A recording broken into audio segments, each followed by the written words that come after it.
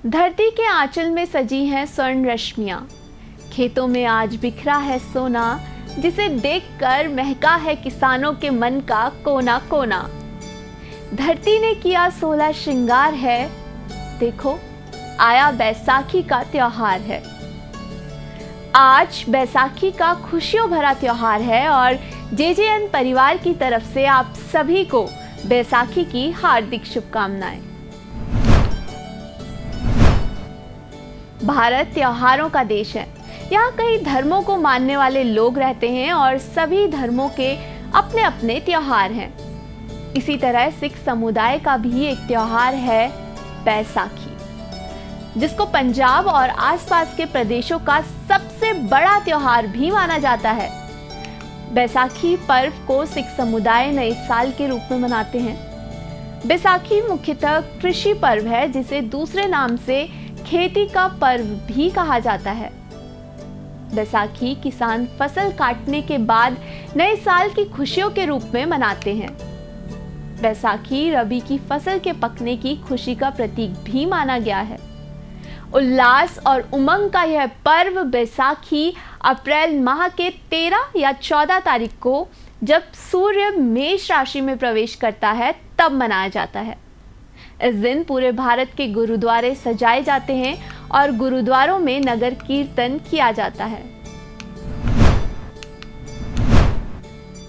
बैसाखी भारत के सबसे लोकप्रिय त्योहारों में से एक है, जिसे बहुत जोश और उत्साह के साथ मनाया जाता है। ये फसल के मौसम की शुरुआत का प्रतीक है।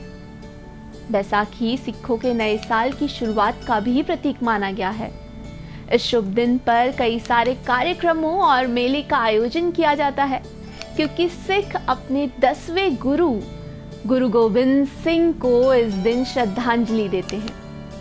गुरुद्वारे में भक्तों के जरिए विशेष प्रार्थनाएं भी आयोजित की जाती हैं। बैसाखी आकर पंजाब के युवा वर्ग को याद दिलाती है उस भाईचारे की, जहां माता अपने 10 गुरुओं के ऋण को उतारने के लिए अपने पुत्रों को गुरु के चरणों में समर्पित करके सिख बनाती थी। वर्ष 1699 में सिखों के 10वें गुरु गोविंद सिंह जी ने बैसाखी के दिन ही आनंदपुर साहिब में खालसा पंथ की नींव रखी थी। खालसा शब्द खालिस शब्द से बना है, जिसका अर्थ शुद्ध, पावन या पवित्र है। खालसा पंथ की स्थापना के पीछे गुरु गोविंद सिंह जी का लक्ष्य लोगों को उस वक्त के मुगल शासकों के अत्याचारों से मुक्त कर उनके धार्मिक, नैतिक और व्यवहारिक जीवन को श्रेष्ठ बनाना था। इस पंथ के द्वारा गुरु गोविंद सिंह जी ने लोगों को धर्म और जाति का भेदभाव छोड़कर इसकी जगह मानवीय भावनाओं और आपसी संबंधों को महत्व देने की सीख दी थी। इस कृषि पर्व का आध्यात्मिक पर्व के रूप में भी काफी मान्यता है। जहां बैसाखी का मेला और जुलूस दुनिया भर के कई स्थानों पर आयोजित किया जाता है, तो वहीं स्वर्ण मंदिर में मनाए जाने वाले जश्न से कोई भी जश्न मेल नहीं खा सकता।